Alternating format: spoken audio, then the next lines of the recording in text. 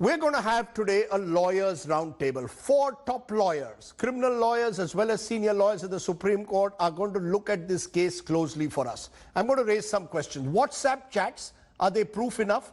Are Deepika and others to be treated as accused in this case, or are they witnesses? Is the NCB probe at the moment simply at one level about naming and shaming guilt by accusation? Joining me now are Zulfikar Memon. He's a young lawyer and a managing partner of an important law firm in Mumbai. I'm joined by Aryama Sundaram, top lawyer at the Supreme Court. Rizwan Merchant is one of Mumbai's top criminal lawyers. And Bishwajit Bhattacharya, former Additional Solicitor General and Senior Counsel at the Supreme Court with us. Thank you all very much for joining us. I'm going to come to each of you one by one on specific issues, and I'm going to start with Zulfikar, who joined me a little while ago, on the issue of WhatsApp conversations. Under the NDPS Act, Zulfikar, are WhatsApp chats admissible evidence that can prove culpability? Because the Narcotics Bureau case at the moment seems to rest almost exclusively on these WhatsApp chats. Rajdeep, thank you very much. At first, let me tell you that WhatsApp and electronic evidence by itself is not enough. It is admissible, no doubt about it, but that just leads to something else. The fact is that the most important aspect of any offense is that there has to be a crime which has to be committed. So even if there is this WhatsApp chat, or if the chats have come out now in the public and that we read about messaging each other about buying or procuring or consideration, or even if there is any consumption or anything like that, it has to be backed by the fact that did that actually happen? So even if the NCB gets hold of these chats by itself would be meaningless.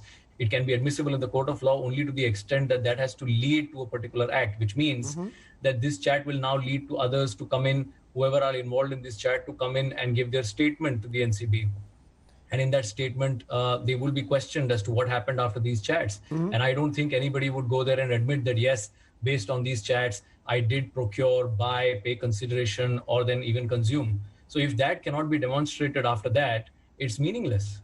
So you're telling me simply on the basis of the chats, a case cannot be built. Am I correct, Zulfikar?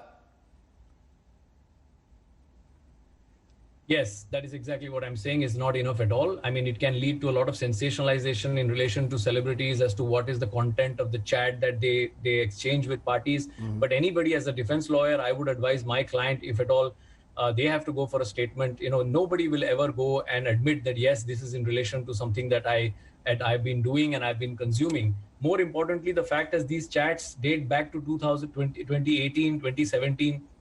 I mean, really, nobody has recollection of these chats, whether they were actually done on their phone, somebody else used the phone, is it really authentic? All of these things will have to be tested, and that will be the test of the trial. So at the time of trial, the most important thing what the investigating officer is going to do at this point of time when they receive the chat is that they're going to couple it with a 65B notice certificate, which is going to just prove the authenticity of the source where these chats have come from. That's it. But then based on that, you know, is there an act to prove? Is there recovery? Is there proof of consumption? Is there proof of purchase? All of these things are going to be faced. The investigating agency will be faced with all these things. Let me come to you therefore, Aryama Sundaram. Do you believe WhatsApp chats are evidence in itself? If today Deepika Padukone is, there is a chat from say 2 years ago where she says, "Mal hai kya, hash na, ganja nahi," are these enough to start some kind of a prosecution process under NDPS? Look, Rajdeep, before I answer you, let me tell you exactly what a WhatsApp chat or any electronic media is proof of. Yes. At the most, it is proof that a message emanated from a certain machine and was received by another machine. It is proof of that fact, that it emanated, the WhatsApp chat may have emanated from this telephone number, was received by another telephone number. Apart from that, there is no other presumption. As to its contents, as to what happened thereafter, there is no presumption at all. There is not even presumption that a given person received it. It's an instrument received it. So you must realize that that is the extent of the WhatsApp chat, which is what brings me to the major issue. I refuse to believe that the NCB, which is a board which should really be going into huge issues of massive drug smuggling and drug peddling and drug pushing in India, is spending so much time and energy, as attractive as it may sound, against the Bollywood stars. But I feel that we are mistaking between what is an investigation and what is a trial. The only way I can see NCB being justified in this overall glamorization of the investigation, calling all the Bollywood stars, etc., I refuse to believe it's for their self-aggrandizement. I can only think that perhaps they're using these and summoning these people to find out what the source of these drugs are. Who actually is peddling the drugs? Where are these drugs coming from? Are these drugs coming from other countries? If so, where? And probably start the chain by starting at the bottom rung of the ladder and try to work up to find the actual source, which is the only way I can see the importance of NCB getting into it. Okay. Not to catch Mr. X or Mrs. Y or Mr. Z having consumed drugs, because something like that should be done by a local police officer, and it's something, according to me, is not something for a mammoth inquiry. Consumption of drugs itself, in itself, is not a great offense under the Act, and rightly so, because these people ought to be treated and not punished. I'm going to come to that specific issue of consumption in a moment, and what how consumption should be looked at. But I want to, for a moment, just get all your views on WhatsApp evidence, because, as I said, that has been the primary evidence that the NCB seems to be working on. Rizwan Merchant, your view: WhatsApp chats, some of which date back to 2018, 2017, are they enough for the investigations to lead to any kind of prosecution? Rajdeep, as far as the WhatsApp chat is concerned, as I've already taken a stand earlier with you, that it is indeed an electronic piece of evidence admissible under 65B of the Indian Evidence Act. But as rightly put across by Sundaram sir, at the best it can prove is it has come from A machine, it has gone to a B machine. The second thing is that the WhatsApp chat of A machine and the WhatsApp chat of B machine are of two independent authors of the or owners of that particular machine. Unless and until the authors don't stand up and say that yes, I sent this message and I received this particular message, it's not going to be an admissible piece of evidence. Assuming without admitting that the court proceeds and says that yes, I am going to hold this particular piece of evidence as admissible, as rightly put across by Zulfikar, that unless and until the offense is not established in respect of this receipt of message and dispatch of message, this WhatsApp chat can never be used for the purpose of identifying the commission of an offense. No, if Deepika, as I said earlier, just to stop what you, is necessary is that if there is a chat with regard to sending of a drug or receipt of a drug, unless and until there is no receipt of the drug or sending of the drug proved in the form of direct evidence, you cannot use the WhatsApp chat for the purposes of trial. No, what I'm no court is going to accept it, the court is going to throw it out. Manager, sir, Rizwan Bhai, if Deepika's manager says tomorrow that yes, I did supply hash to Deepika Padukone based on the WhatsApp chat where she's allegedly saying that charisma, is that enough evidence? Or do you have to prove that the transaction actually took place? That becomes statement, that becomes, see, if a person admits that he has handled narcotic substance, he becomes a person who is accused of an offense. She will become a person who is accused of an offense. The statement of Karishma as against Deepika will not be admissible in court, is not admissible in evidence. Statement of one co-accused against another, not admissible in evidence. Okay. If Deepika admits it in her statement under 67, then yes, she can be tried for the purpose of consumption. If she denies, she cannot be charged at all. Okay, so that's interesting. Vishwajit Bhattacharya, your view on WhatsApp chats per se? It is a very settled case law. In the case of CBI versus Vidyacharan Shukla of the 3-judge bench of the Supreme Court on 2nd of March 1998, that assuming the contents of the chat to be correct, that by itself cannot make out an evidence. It has to be corroborated by an independent evidence until and unless both the persons jointly and sort of severally admit that yes, we did that, we procured this much, this, that and the other, then the matter ends there. But if one person admits, the other person says, no, I'm telling a lie. The case ends there. Okay.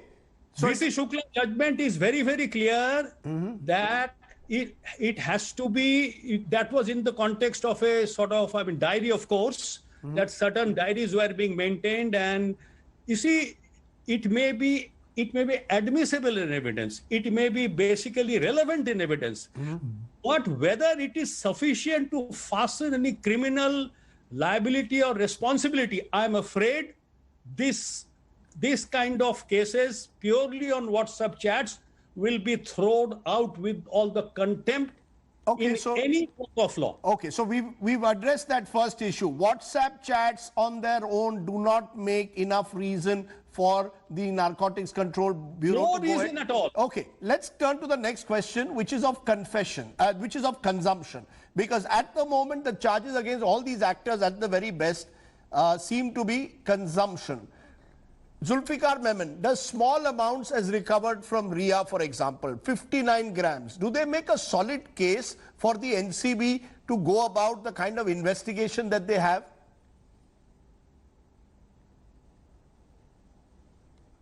The amount matters, and it is specified very clearly in the act as to how much is consumable, how much is kept. See, because after a certain portion, even if it is kept for consumption, and you may have kept it in a store for your consumption on a weekly basis, but if that quantity exceeds the small quantity and comes into the borderline of commercial quantity, then it's a serious offense. Then it is regardless whether you've kept it for consumption or you have kept it for whatever purposes. So the idea is that how much of the contraband is has been taken from you and recovered from you is a very important aspect. So all that needs to be checked. But so far, let's be very clear, Zulfikar, nothing has been recovered even from Ria Chakrabarti. She was not found in possession of any drugs, neither has Deepika or any of the actors as far as we know. In that sense, doesn't the NDPS Act demand that you have to be seen, that possession has to be proven? Exactly. That is why I'm telling you that it will all be a test of trial, because at this point of time it is merely a WhatsApp message. You see, then it has to follow up with the actual act. There has to be recovery. There has to be and even after there is recovery of that particular contraband, Rajdeep, I must tell you that it then has to be sent to the forensic to ascertain whether that contraband is actually that particular contraband or it's a mixture of what. And based on the result derived from that forensic is when the charges will be framed.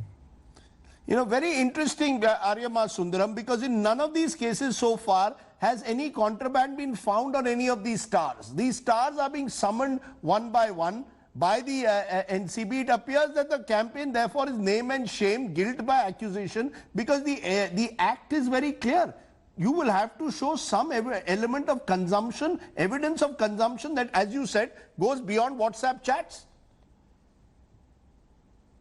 In fact, Rajdeep, that's why I said I'm slightly more charitable than you are being to the NCB. I'm being more charitable because if all that the NCB was doing is to find out whether there is any chance of proving that these people consumed when nothing was found in their possession based on a WhatsApp chat, it sounds to me fairly absurd and a waste of great public money on a body like the NCB. If this is what the NCB is doing, I'm very sorry as a taxpayer that some of my money is going to them. But the fact is, I'm more charitable than you.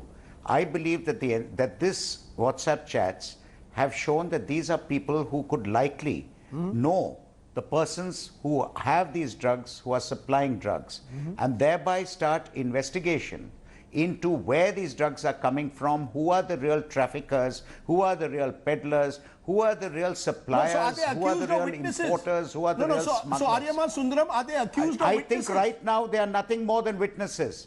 According to me, at this stage, they are definitely not accused. They are definitely not accused at this stage. They are people who are being called upon in an inquiry, which inquiry I believe is much larger than just a question of calling these people and trying to find out whether they consumed or did not consume. I mean, and that too 2 or 3 years ago. I mean, for me, that's an absurdity. It's an absolute absurdity to call people, investigate whether 3 years ago they consumed drugs. Did you not answer this? Did you have drugs or not? I mean, that's an absurd investigation. And I refuse to believe that is what all this time is being wasted for. I believe it's more, and I should think that if the NCB is serious about its work, their aim is to find out from these people, to inquire with these people, what are the sources, where is it coming from, who's actually bringing in these drugs, how is it made readily available, what are the quantities, where have you heard about it, do you have any news on this, can you help us to let us know whether who are the people who are actually known to be peddling in drugs, and then summon those people and start investigating with them. If that was not the case, then I really don't understand what is going on.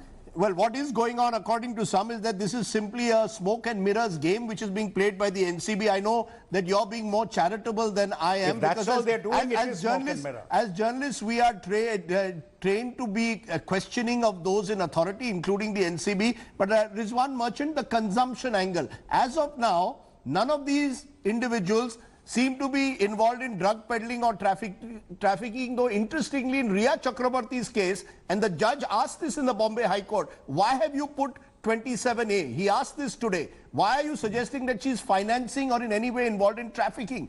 Your sense, is this consumption and therefore at best a bailable offense? In all these cases. Rajdeep, look, if you see the NDPS Act very carefully, Section 42 speaks of receipt of information by an officer of NCB with regard to the commission of an offence under NDPS Act or possibility of commission of an NDPS Act. So this WhatsApp chat at best can be stretched to mean that it is an information which is available with the NCB officers for the purpose of investigation. The moment you embark upon that information for investigation, unless and until you don't get in your hand any particular substance which is concluded by you from your field testing kit or from your forensic examination as a narcotic substance or a psychotropic substance, you cannot even register a case under the NDPS Act. No, so as of now, Deepika is a witness and not an as per accused. whatever chart is available. No, are you clear that Deepika, therefore, at the moment, At this best, particular is a stage, witness? if she has been summoned, absolutely, because she has only been summoned, and if you see the format of the summons which is provided under the statute, it categorically says appear before me in person or through an authorized representative. But when the NCB issues the summon, they cancel that phrase or through the authorized representative and insist that the person should come there in person, so that they should ultimately succeed in getting the statement under Section 67 and show it that yes, this is the corroborative evidence. Corroborative evidence can never be in the form of a statement under 67. Corroborative evidence always has to be in the form of actual seizure. Now, let me tell you one more thing. They are talking of CBD oil and they are saying this person was buying CBD oil. Please go into Amazon. Please go into Flipkart. Yes. CBD oil is available on the net. Yes. It is essentially a painkiller. It is not a narcotic drug. It may have been made out of hemp oil. It may have been made out of cannabis. But it is essentially a painkiller. It is available on the net. On Flipkart you can buy it. On Amazon you can buy it. So why do they want to summon people only because they are buying CBD oil or they are using CBD oil?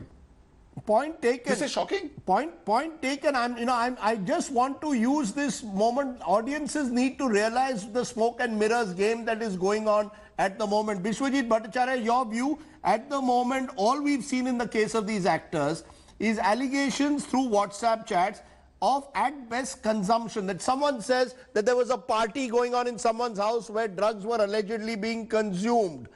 In your view, how do you see this as evidence? This is no evidence whatsoever. I feel that NCB officials are doing an open-ended fishing and roving inquiry, primarily to divert the attention from the fact that they have drawn a blank. One of the objective of the NPDC Act is, by an act of amendment of Parliament on 29th of May 1980, was the forfeiture of the properties. They have drawn a complete blank, going on summoning, and I don't think they are acting in good faith. And if NCB officials do not act in good faith, there is a remedy under the law under Section 69. Even NCB officials can be prosecuted if they don't act in good faith. So therefore, in my humble and respectful view and submission, this kind of open-ended witch hunting, trying to fix somehow under the Act, which has certain very, very draconian kind of provision, arrest without warrant. No, hold on. But at the moment, finish somebody's at the life. moment, Mr. Bhattacharya, at the moment, nobody has been arrested beyond Riya Chakraborty and those involved in the Sushant case. This is an entirely I'm not different on case. names. I'm This not is on an names. entirely But different when case that is now coming. As of now, no arrests have been made in this case of the so-called Bollywood drug link. Rajdeep, what I'm trying to say that this kind of en masse calling Bollywood film stars makes the very big news, I mean headline in prime time. But the fact of the matter is that NCB has drawn a complete blank. And this NCD, their basic job is as a sequel to United Nations, I mean, sort of resolutions of drug having international ramifications and not 59 grams of ganja. So Okay. therefore, I would respectfully submit time has come in our country to call the spade a spade. This kind of a witch hunt. You see, the Honorable Justice, Chief Justice, I mean, Lodha called Central Bureau of Investigation as a caged parrot. The former Chief Vigilance Commissioner, Mr. Vittal, called the Enforcement Director as the most corrupt department in the country. Now, time has come to use some similar adjective against NCB.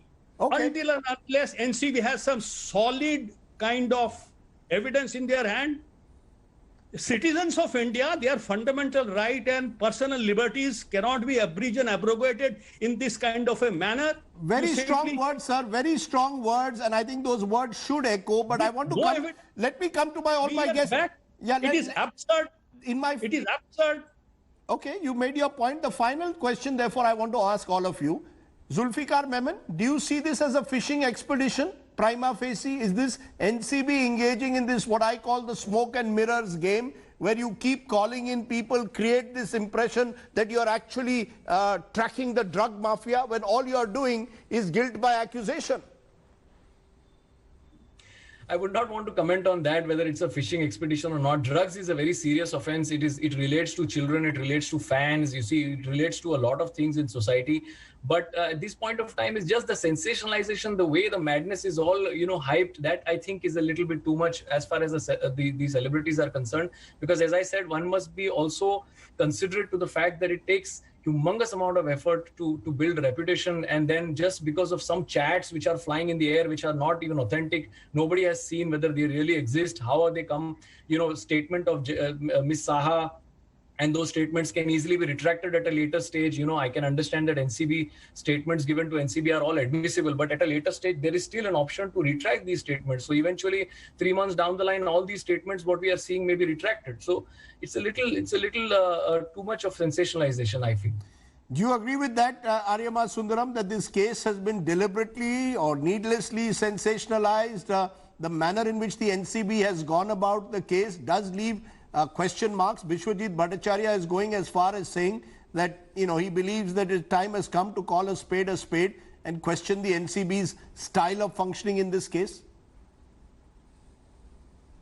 My answer to you, Rajdeep, is that if it is the aim of the NCB to find out what the source of these drugs are, to clear the real drug menace, to find out who the peddlers are, smugglers are, suppliers are, then I think the NCB is justified in carrying on the investigation.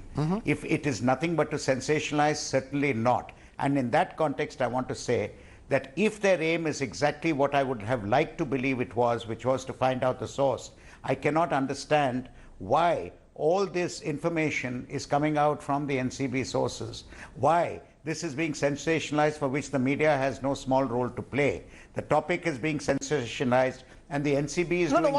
One minute, to Aryama dispel Sundaram, the it's not the sensationalization, 1 minute, Aryama and that Sundaram. I feel Normally, is wrong. sir, just a minute. Normally, in such cases, when there are people that you want to call in, whether at witness or accused, you do it under a cloak of secrecy. Here, names are leaked out. So therefore, Absolutely, the media. I'm agreeing with you, Rajdeep. Even if you want to catch the peddler I'm who's agreeing with you, allegedly linked to Rajdeep. this drug consumption, the peddler will disappear. That's the irony of it. The peddler will never be That's caught. why, Rajdeep, Rajdeep, I agree with you 100%. That's exactly what I'm saying. While I'd like to believe that the NCB is really wanting to come to the source of all this, unfortunately, the manner they're going about it by sensationalizing it makes me wonder what they're exactly doing. And that is something I criticize completely. They have no business to sensationalize it like this. They should carry on an investigation, a quiet one, to find out what the real, who the real villains are. That I would justify. But if they're using this to sensationalize, and I'm saying even if their aim is to find out who the real villains are, they have no right,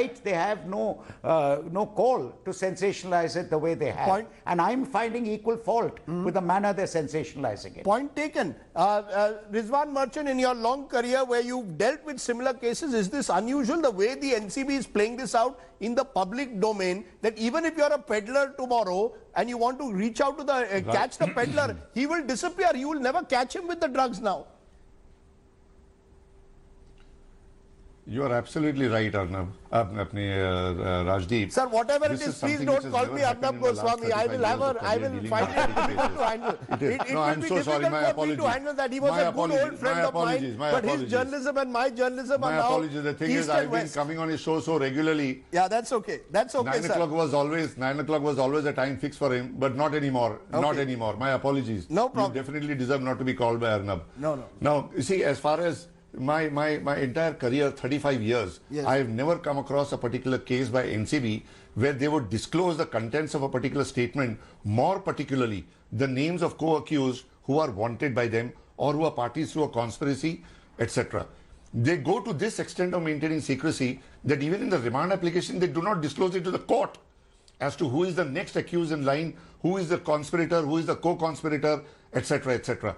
This is for the first time that now they say we've got 150 names. You're going to be disclosing 150 names.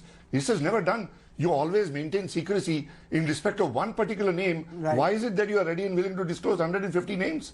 It has never happened.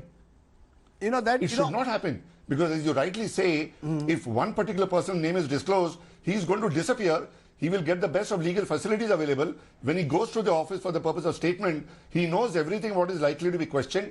He knows everything what is likely to be answered. And he will never be able to give material to the investigating officer in the body of his statement, on the strength of which they would be able to do further investigations. You know, that's exactly why, this case is so mystifying and a smoke and mirrors game. Vishwajit Bhattacharya, as a final word, look at Riya Chakrabarti's case itself. All her chats were leaked out earlier, including to a Gaurav Arya in Goa. He would naturally then, even if he had drugs at any stage with him, he will make it disappear. And Riya Chakrabarti is being charged in a case where Sushant Singh Rajput seems to be the prime consumer of the drugs itself, and the cook and the help have been charged. What do you make out of all this? Rajdeep, I am a little sad about the soul who has departed, so I would like to comment anything about the soul who is no more. But as far as Riya Chakrabarti is concerned, originally the allegation was whether it is abetment to suicide or to murder. Then it shifted to money laundering, and from then money laundering it shifted to drugs. You see, so far as things are going on, and from one drug to another, 5-6 persons have been basically roped in. Now, this, we had a very, very illuminating show in your channel a few days back by Mr. B.V. Kumar. Former narcotics chief. He is the doyen of the India's narcotics, and what terrific illuminating words he gave. He was the founder, I remember. So therefore, the kind of administration that we have seen in the past, and the kind of administration of this Enforcement Directorate and the Central Bureau of Investigation, NCB, it is degenerating every day. It leaves a very sad taste. It leaves a very, very sad taste. I wish all these investigating agencies must take allegiance to the oath of the Constitution of India, and they should undergo a rigorous course of training, if not anything else, from a human touch angle, and not act, give the impression that they are not acting independently. I think we've heard all views very, very clearly. I think this has been most educative. I think we are very clear from this panel one at thing, least Rajdeep, that as in of this particular race, yes, go ahead. in this particular race now, I think it's being said that now NIA is going to be joining the race. So earlier we had CBI, ED and NCB running the particular race. Now in the middle of the medley, you are having NIA join this. I don't know NIA for what. When has NIA investigated cases of consumers? This is something which is unheard of, which is unseen. Sir, we've never seen this sort of investigation being done. Four departments running after the entire Bollywood. Anyway, these are And for questions. I only wanted to get good top lawyers to answer these questions because you can cut through the clutter. There's a lot of noise going around on this case. This is the news. It's time people woke up to the reality of the law. This country must work on the rule of law. It must not work to fix someone or to try and create a smokescreen or sensationalize it. News without the noise. That's our motto. Thank you all very much for joining me. Don't worry, we will also be focusing on the farmers' issue, 10 p.m. tonight. Amrinder Singh will be joining me as the farmer protests are widening. Up next is our good news story, and it comes from Pune. We'll tell you more on the other side. You're watching the news today.